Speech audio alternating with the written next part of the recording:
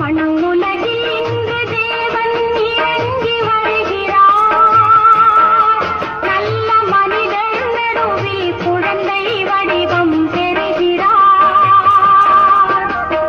மண்ணுலகில் இன்று தேவன் இறங்கி வருகிறார்.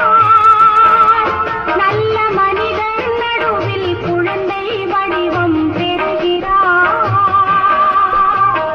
எண்ணில்லாத அதிசயங்கள் செய்து காட்டவே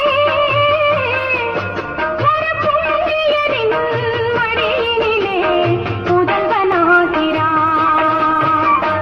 மண்ணுலகில் இன்று தேவன் இறங்கி வருகிறார்.